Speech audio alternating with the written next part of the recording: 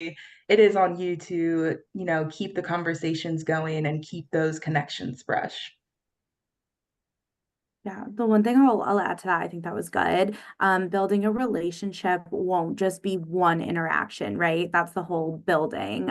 So for me, students that I have built those relationships with are ones who every semester when I'm on campus, they're coming and saying hello, even if maybe they do want to pursue something else at that time, but they're like, hey, like, so good to see you again. Thanks for coming back to share with students, I think I'm going to pursue this summer, but like, has anything changed at Marriott? Is there anything that maybe I could, keep asking about? And then just kind of keeping me updated. And like, we all understand, like, you should be trying different companies and different, opportunities to figure out what you really want to do. That's the whole purpose of college, right? So we get that. And so for those like people, like Natalie said, like, there's not an expectation. Like, they truly just want to share what they're doing and also maybe see like, is this getting me on a track that I could be successful at your company if I take this other opportunity? Just because, maybe we don't move forward in an application process or something like that doesn't mean we necessarily didn't like you or think you're a fit. Maybe we just didn't have an opportunity that was a fit or something like that. So coming back and like continuing to just like have your face keep showing up, that does stick with me at least. I remember that stuff. So Yeah, just to triple down on it, I think the following up is huge. I mean, I have students similarly who will, slide into my emails and say, "Hey, we met at the career for a couple years ago. I'm sorry. I'm ready to apply for internship roles, where that might be," and that just goes a long way. But the one thing I will say is, and maybe this is a personal way that I approach career fairs, but especially for students that either have specific questions or students that I really do want to follow up with, I will give clear instructions about, hey, send me an email or a message in my LinkedIn, or send me an email to my email. And a lot of times people don't follow through on those. And even if you might not be interested, it's an opening for you to start a conversation in a relationship. And so don't be afraid to connect with that person or follow them on LinkedIn and send them a message.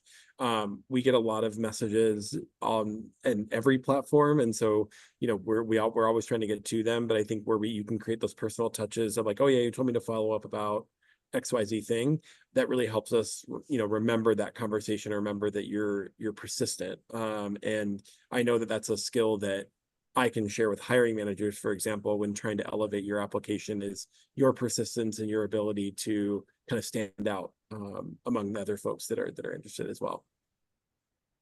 I like it. Thank you for that. Thank you for that. So I'm gonna change things up a little bit. I know I said I was gonna have you all wait to ask questions at the end, but I want to make sure that you are really getting your answers, your questions answered. So is there anybody that wants to jump in and ask questions? I can take about two before we move to the next questions that I have in mind. But is that we have two questions from the crowd, or the audience, I should say.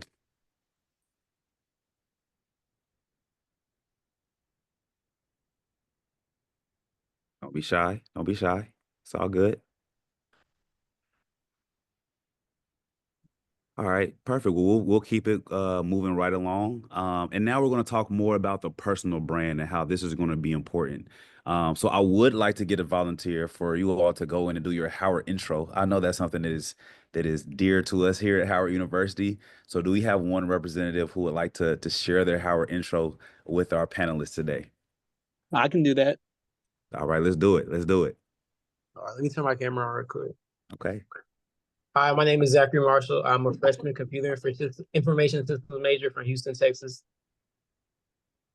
Perfect. Thank you. So I appreciate you stepping up and doing that. And right now I want to really talk about our elevator pitches, because that's going to be important when you meet with these different recruiters at career fairs and different settings. So Russell, I might start with you and just ask you to break down what an elevator pitch is really, and explain how they can make this memorable, whether it's the Howard intro, maybe it's a little bit more they can add to the Howard intro as it pertains to specific careers.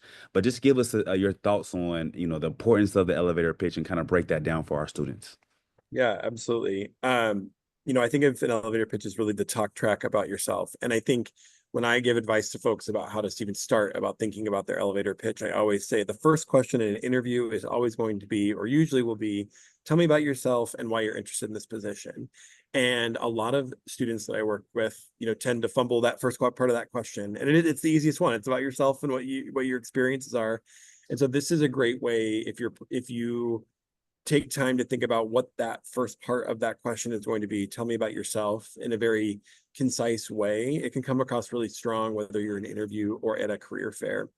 I will say, I think there's a balance with elevator pitches. You want to obviously be confident, but not over rehearsed in a way that it sounds like you're almost reading something for the first time, or just reading, a line of text. There's no, dynamics with it, or no kind of specific nature of the table that you're with. And so I would just suggest, have those talking points, but as you're thinking about, maybe you are interested in a career in commercial real estate, like how do you weave that into your elevator pitch? I'm Russell, I'm a senior at Seattle University, and I'm looking to go into commercial real estate. I'm really passionate about what your company does in XYZ areas.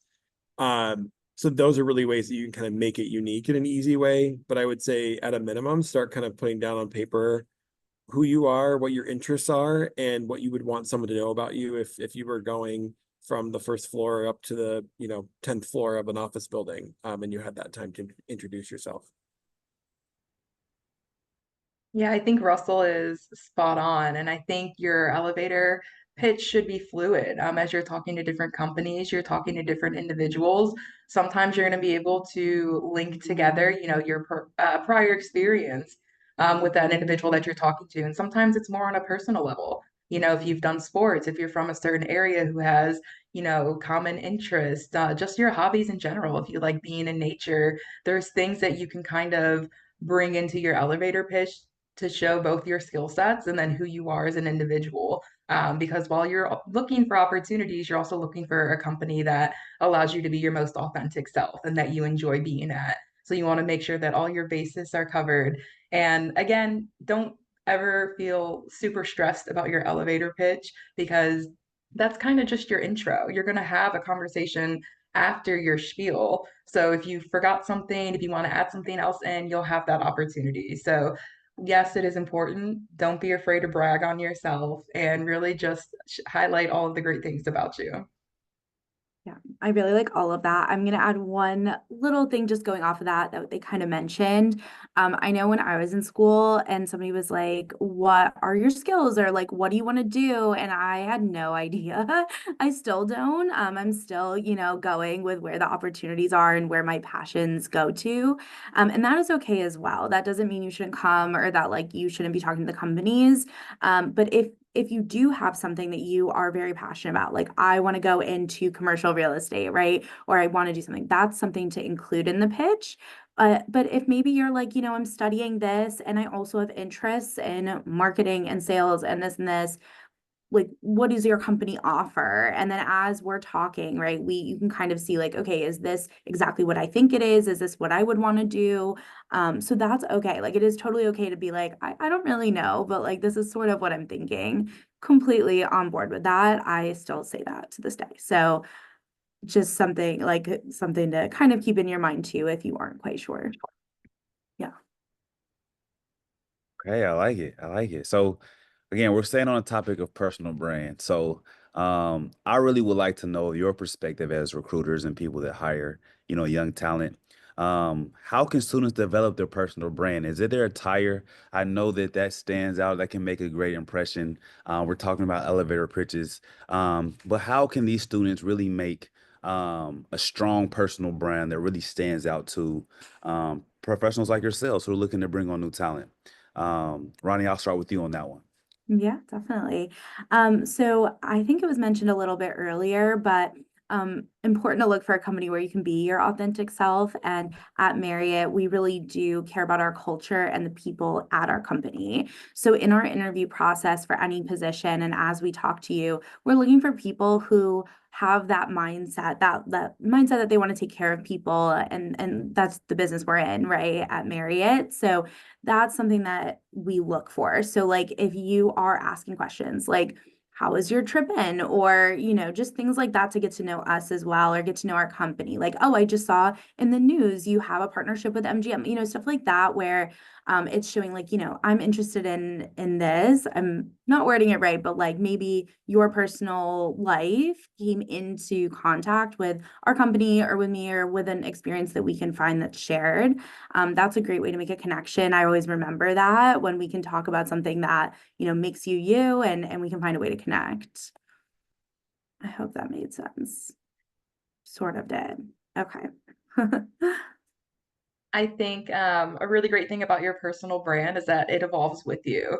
Right now, as you're in school, whether you're a freshman or you're nearing the end of your formal education journey, you're transitioning with your personal brand. As you continue on through your education, you have had the opportunities to do some of that exploring to see where your next opportunity will be. And, maybe you started off more as an exploratory in your freshman and sophomore years where you're kind of just seeing what's out there. But as you get some experience, you have some of those conversations towards the end of your school career, you definitely know where you see yourself, what's important to you, what can kind of be discussed and isn't going to be a deal breaker. Just as the companies sitting in front of you, you need to make sure that all your boxes are checked too. Because while it's exciting to get that opportunity for an internship or those post grad opportunities, if it doesn't align with you and your values, then you'll get burnt out. You won't feel that joy anymore. So just being aware of your personal brand, whether you are kind of figuring out what that means or if you're locked in with where you stand with things, knowing that will serve you well as you have some of these conversations. The only thing I have to add is that just a reminder of like, if you think about the best brands in the world, it's all a story. A brand is a story about what that specific brand is going to deliver to you as the customer. And so I like to remember that when I think about either my own professional brand or when I'm talking to students about theirs, in that it's not about if dressing a specific way or having a specific font or a specific look and feel to your materials is important to you, then incorporate that into your brand. But I think what's more important is thinking about how all these experiences in your life have weaved together to put you where you are, and talk about where you'd like to go. So for example, I started my career in higher education. I oversaw on-campus housing facilities for about 9 years. It was great. If you're living in the dorms or you're an RA, I used to do that professionally for a long time, and I moved into university recruiting. And so that's how I tell my story and talk about my personal brand, is that I took this skill that I learned and this master's degree that I obtained to, work with students on campus and work with students in their development. And I'm applying that to what I'm doing with universities directly or with employers and their early career strategies. And so that, you don't have to think too deep to think about what are all those different points of your story that really can kind of pull it together. And then at that point, all your materials and your and all of the things that you're looking into or what you're posting on LinkedIn or whatever it might be, you can really relate around that. I think those all kind of encapsulate what it is. And I feel like I talked about branding as this very difficult and very like highly unattainable thing, but it's just starting with understanding your own personal journey and how that's going to lead to your future career, if those match up and that's what you're interested in. No, I love the responses that you all shared. I think that it was a common thing of one, knowing yourself, right? So I would like to advise students to make sure you're spending time with yourself. You're going to evolve over the next 4 or 5, however many years. So know yourself and then understand your value so you can figure out if, that's an employer that you really want to work with and these things align. I think that's going to help you all, sustain different organizations in your career journey. But definitely, again, make sure you all spending time with yourselves, understanding your values, to see if that's aligned. Before we move to the next phase, I also want to, again, ask any students if they want to jump in and ask any questions before we start talking about really what the recruiter's lens is like at these fairs and as they get different resumes and stuff like that during recruiting. Any questions from the audience as it pertains to anything we talked about or the personal brand building? Hi, I have a question. My name is Imani Vega, and I'm a freshman business management major on the pre-law track from Saucon, New Jersey. And my question is, what qualities of candidates that have stood out to you? I don't really know how to word it. Like, what are qualities that most stood out to you from candidates that you've personally hired?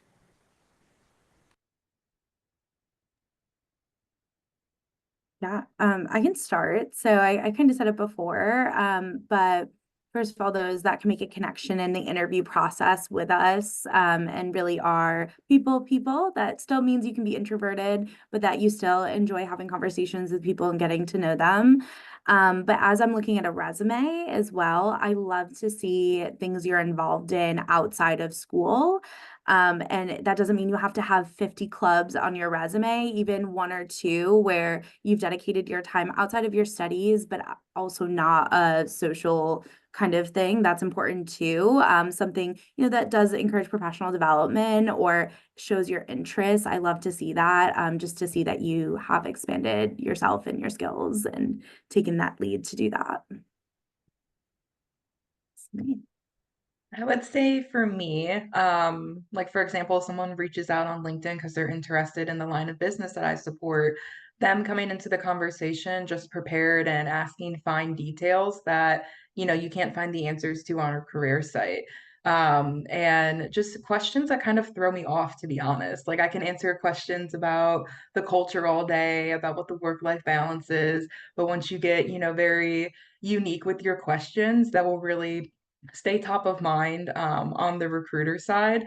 But overall, just I look for people and who kind of owns their presence, like who shows up ready to learn, whether this ends in an opportunity or not. But hoping to have the conversation where you can take away some little nuggets of knowledge for your next step if you don't find an opportunity with us. So overall, again, just reiterating what Ronnie said, just those connections and those intentions from the candidates.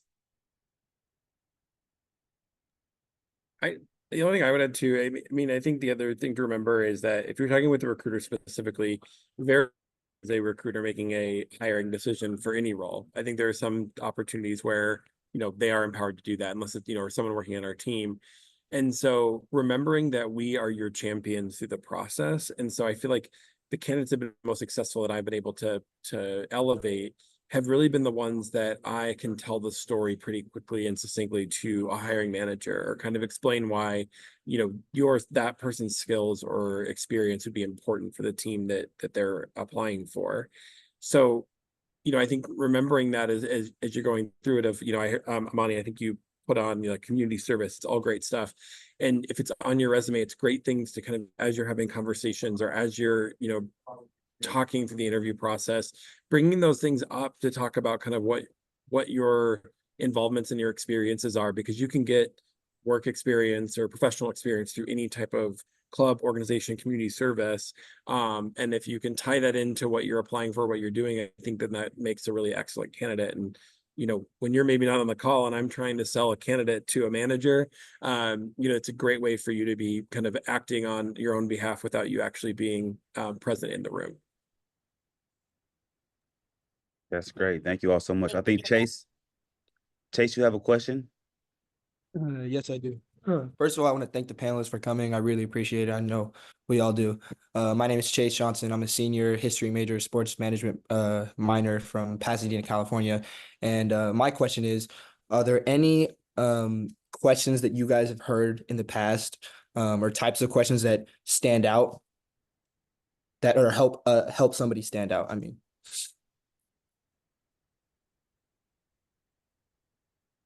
I would say one of the biggest questions that I hear often, whether it's with me or whether it's one of my business partners that someone's interviewing with, you have resources at your fingertips like LinkedIn to go and look up the people that you're interviewing with. So when they take the time to kind of look over the work history and, how did you get to where you are? I saw that you were at X, Y, and Z, or can you tell me about some of the things you learned at this company and how it transfers into your current role? That just shows, and I mean, it takes 60 seconds to look at someone's profile and just pull out some little details real quick, but it honestly makes all the difference. Just having that little bit of prep going into it. And then if you're able to connect with some of the people who are currently in the role, who can kind of give you some of that insight as to, you know, what some of their obstacles were when they first started, and really take away some of those conversations from people who are actively working in it. Which all comes back to just networking. So those are just some things that really stand out from my perspective. I love what Natalie just said because I feel like I was chomping at the bit to get off mute to say the same thing. Because especially if you're looking to go into kind of like a sales profession or you know, our brokers, for example, or our leasing agents, they're posting the deals that they're doing all the time on their LinkedIn. So that is a very easy way that if you're, let's say you're interviewing for a brokerage internship, and you can say, hey, I saw you all just won this deal at this place. Talk to me through the strategy you used to do that.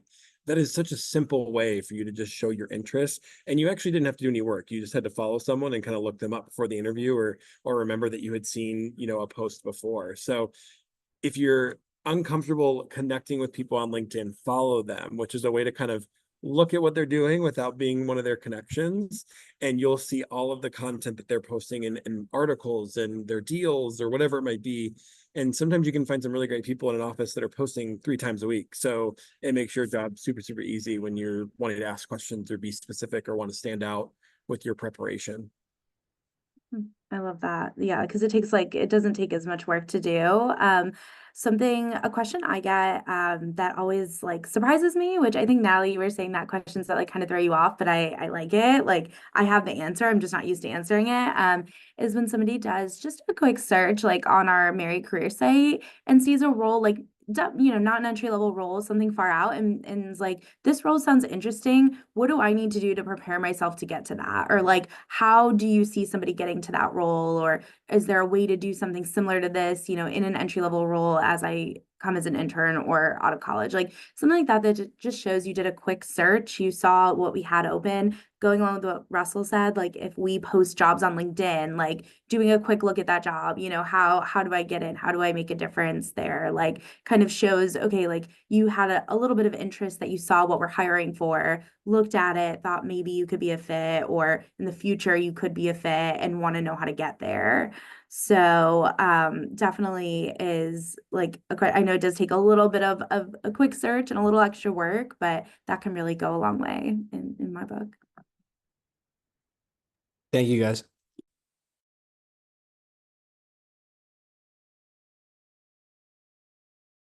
All right, so we can go ahead and move on. I just want to thank the students for asking those questions. I know that your peers probably had similar questions, and those responses were great from our panelists. So thank you for those.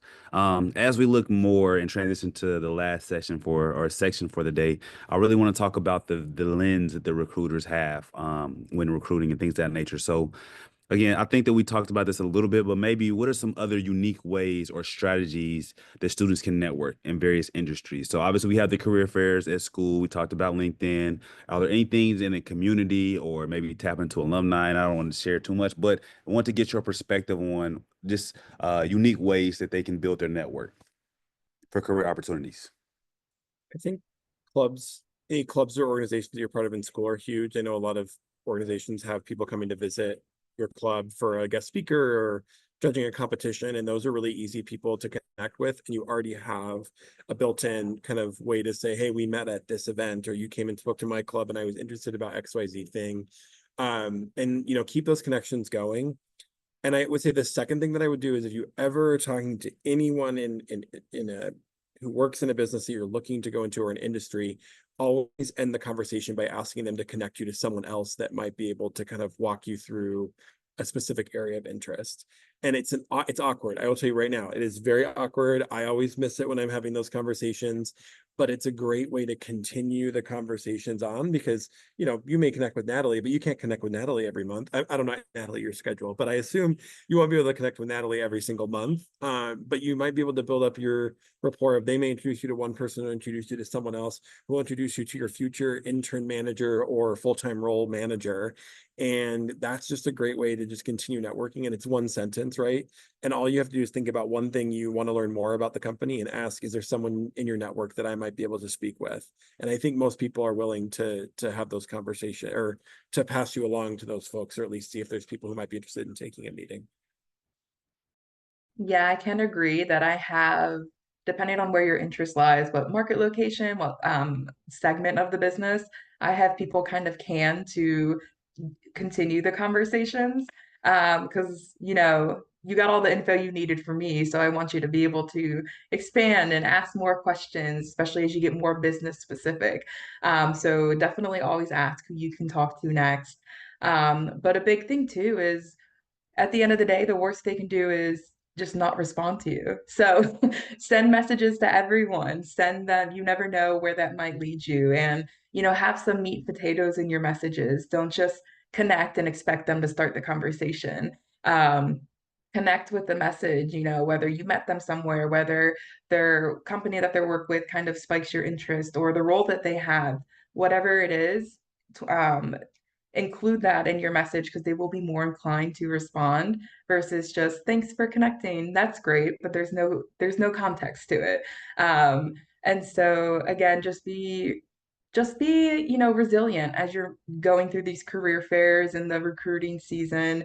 Just because one company is a no doesn't mean that all the companies will be a no, and you'll find a place that you're supposed to be. So take those uncomfortable steps because it will pay off in the end. The one thing I'll just add, like kind of going along with both of those, is um when you, oh gosh, I lost my train of thought. So I love that connection. Oh, I'm sorry, I have it. So going along with both of those, so what Russell was saying about when people come to clubs and like connecting with them, come to those events. Like even though it might be a night, it's 30 minutes, an hour at night where you're like, I could be with my friends at trivia right now. Like I get it, but those are really great intimate kind of gatherings usually. It's not a career fair where there's thousands of people, but it's something where we can really connect with you one-on-one. That's why we do these things, right? Our companies do them. Like we want a smaller group to talk to, and that can really make a difference. And then that follow-up on LinkedIn, like super important. I love all of that. So Perfect. Well, I know we have like about 15 minutes left, and I do want to give the students another opportunity to ask questions. So, do we have any other questions from the audience that you would like to ask the panelists? Let's see, who is that? You can go ahead and jump in. That's fine. Whoever raised their hand. Hi, yes, that was me. My name is Aisha Tahiru. I am a sophomore computer information systems and Spanish double major, international affairs minor. I wanted to thank y'all for coming and speaking to us and giving all the insights. I really appreciate it, and I'm sure everybody here as well appreciates it. I wanted to ask, how or do you have any advice as to how to go about navigating defining your personal brand when you're not entirely sure what it is that you want to do?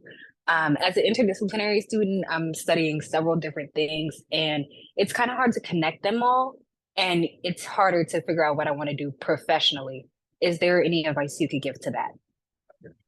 And remind me what year in school you are. I think you may have introduced it, but I might have missed it. Yes, I am a sophomore computer information systems and Spanish double major, international affairs minor. Okay.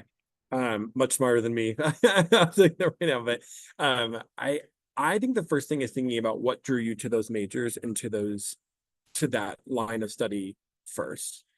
And as a sophomore, I think it's okay to still be in that discovering phase of like, I don't know what I want to do, the rest of my life. And also careers are fluid. I'm on my second career. So, that it's okay to change in the middle of and change course in the middle of your story.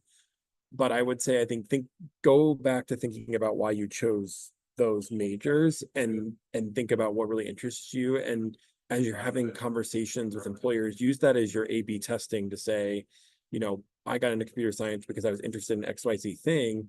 And as you're talking to a recruiter, some part of the industry or some part of role may spark with you to say, oh, I want to learn more about that, or go back to kind of refine and figure out where you might want to get more experience to be able to grow in the specific industry you're looking at. So I think it just first starts with like, you picked a major and it may have been just on a list and you're like, that's interesting, but what's been your favorite class? Why were you drawn to that degree of study? Maybe if you haven't taken those courses yet, and if those questions are hard to answer, I would even suggest go, popping into random club meetings or random interest group meetings just to start having conversations about other people are interested in doing for their future career, because that might spark something as well. Kind of build on that. I have like kind of two ways I'll go. So the one thing is, so personal brand can be hard. I definitely struggle with it as well, right? Like there's so many people in the world, like how do you stand out, right? So your personal brand might not necessarily be like, I know I want to do this, this, and this, but your personal brand could be, I'm dressed professionally, I show up, I'm friendly, I have been involved in things, I'm passionate, I'm dedicated. Like those can be traits that you can talk about and kind of use your different experiences to talk about. And as you try to maneuver, like, okay, I have all these different, like I have a different major, minor, like all this stuff, right? What I like to say is like, there may not be, like in your case, right? Maybe there is, I don't know every job in the world, but maybe there's not a job that necessarily has every single thing you're interested in within the one job. Like I recommend get an experience, start with something you like or think you like. And even if you end up hating it, you learn what you don't like. And that's just as valuable. And you can kind of take that and be like, okay, I liked this, I didn't like this. Let me try, moving into the next thing, right? You'll are graduating, you'll be graduating with a really great degree that people recognize. And really, starting to get to meet people and know people is how you'll grow your career after that. So it can be scary, but we're all like, I'm still in that boat, trust me. So there's, people out there that are still figuring it out as they go. I would just add that tapping into your alumni network is a great place because one, you have the shared experiences of attending the same university, of having the same education path, and seeing where they landed themselves. And at the end of the day, you can read a job description and it might sound like a phenomenal opportunity, but you truly won't know until you're in there doing the work. And you don't have to settle on any career because, you like Ronnie was saying, you might end up doing the job and you're like, this isn't what I thought it would be. This isn't where I see myself. I'm not fulfilled with the work, whatever the reasoning may be. But you do have the opportunity now to really assess of what type of work do you want to do because you might end up doing something completely not even related to your majors but it might be fulfilling work for you, so be able to kind of break out of the four walls of where you think you should see yourself with the education that you're gaining now and really look for work that fulfills you and aligns with your values. Great. Thank you. I see Chase. You have a question? Yes, thank you. Sorry. My next question was, what are some things that some mistakes you guys see that people make a lot that we can avoid?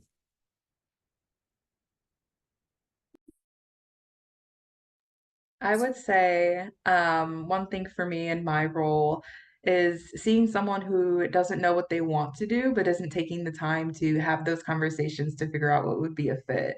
So PNC has over 20 internship opportunities. And when we go in and we're reviewing someone's application and you see 19 other applications, you're like, oh boy. So that can be easily resolved. Just, obviously we know you're still not going to be able to pinpoint exactly what you want to do. And most of our roles have very similar offerings. But having that intro conversation to identify your skill sets, what type of work you're looking to be doing, so that way we can help you introduce you to some of the roles that fit that. So that's one of the big things is kind of just being all over the place in a non-constructive way. Something I've seen, it seems like you have your Howard intro, you guys are ready. But that elevator pitch and like that first time you're introducing yourself, that isn't the time where you have to go into every single work experience, volunteer experience, like everything that you've done. Really just like the basics, like name, major, I love that, where you're from, and like what your interest is. That's all. Like you don't have to tell us why in that moment. Like we'll ask questions to kind of get to know you more. But I've seen that and it goes on and it can just take a lot of time when maybe I already know I don't have something that's a fit for you. I would lastly say the preparation piece I think is really important. You know, I've set students up with, you know, meetings with folks in our industry and our business frequently. And it's always hard when I get the feedback back from those that say, you know, it was a 5-minute conversation. They didn't really have any questions for me. And I think when you're going to any conversation, you know, especially if you're just trying to learn more about an industry or something specific, you know, everyone's time is valuable. So just remember that your preparation is also just as valuable for that as well. So come prepared with questions, because someone who's just donating their time may not have questions for you because they want you to use that time for you to learn more about them and the industry. And so that's where like ChatGPT is great, right? Like I'm meeting with this person, this is their job title. What are some questions I should ask, right? Like make it easy on yourself. You know, but also use that when you're going into interviews or when you're going into, you know, informal conversations with other folks in the industry as well, as think about how you can prepare. And I think sometimes that really can help just minimally set you apart from other candidates who maybe don't prepare and just kind of go into it and thinking like, oh, I'm interviewing with CBRE. Well, no, you're really interviewing with JLL, one of their competitors. You know, thinking about, you know, those specific things that you can do to just show that you've done your research and taken your time to take this part of the process, whatever it might be, seriously. Thank you, guys.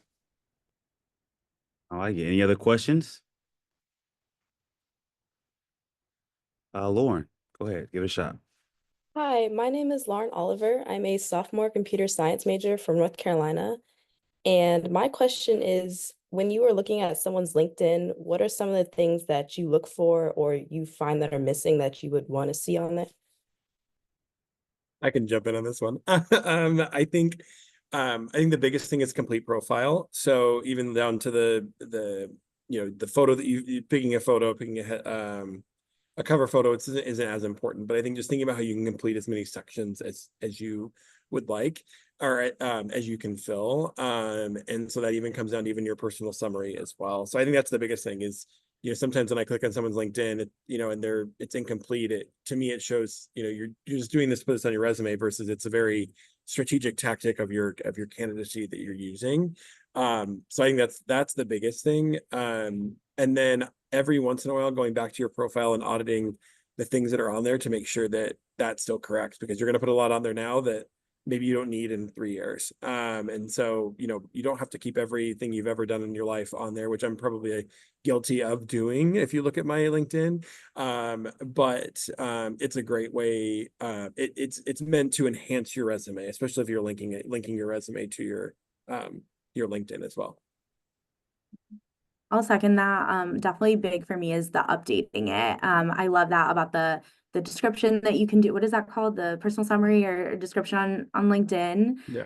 Yeah, that's what it's called. Okay. Where you kind of just can describe more about what you're interested in and what you want to do. But with that, like he said, like really updating it, because I'll read one, somebody's a senior, and in the description it says, I'm a junior studying this. And I'm like, okay, well, you haven't really looked at this. Like, is it even up to date? Does it have all your experiences? I start to question. The other thing I really look for, and I think all of you mostly do it, is definitely your university, your major, and when you graduate. And I know graduation can be optional. I recommend after you graduate, you don't necessarily need to keep that on there on your LinkedIn, but definitely when you're in school, just because if you reach out, then I'm like, okay, let's talk about internships, or okay, you're looking for full time, let's talk about that, right? Just to give me a better idea. And that also, like, LinkedIn actually is used, you know, companies use it. We have somebody on our team who goes through LinkedIn, kind of does targeted recruitment, looks for certain graduation years, certain schools, certain majors, certain experiences, and really tries to let you know about our jobs. So it is something that's used out there, at least on our side. So definitely having that can only help. Definitely echoing the grad date, because that again will really just help us to know what role we can discuss with you. But also in your personal summary, your statement area, put in what you're looking for. You know, and it can be very broad, it can be very specific. But if I look at your profile and nothing screams to me that you're interested in a job in the financial service industries, then I'm going to go to the next person who has maybe a business admin or a finance major, and who was able to identify the work that they want to do. And But overall, I would say the graduation date is the biggest one, on from my perspective. Thank you so much. So I definitely want to just to double down on that. I'm a huge advocate for LinkedIn, and I know you all are students. So I would say, you do know when you all are out and you all meet, a girl or a guy, you check their Instagram. Employers do the same thing. So make sure you are continuously updating this, so they know who you are, and you can obviously brand yourself on that platform. So. I know we are almost out of time, so I just want to give our panelists a round of applause. They gave amazing gems. They took time out of their day to pour into you all. So I just want to thank them. I want to thank you all as students for taking time out of your day to come here and be educated, because now I think that you all are better prepared for making that transition. Again, I want to advertise our career fair tomorrow. If you have not registered, make sure that you go on Handshake, register, and set your schedule so you can meet with different employers. And then also, I dropped in the chat a exit survey. So please take the time to complete that. That gives us more insight so we can better assist you and better develop you and your peers here at Howard University. So again, thank you all so much for your time. Definitely connect with the panelists on LinkedIn. I know Russell dropped his information in there, but as we talk about personal brand and connecting, this is a great opportunity to do that. But yeah, thank you all so much for your time, and we will see you all next time. Any closing remarks from the panelists? I don't want to close you out. If you didn't want to say anything, go ahead. You got us. Connect on LinkedIn. I love LinkedIn.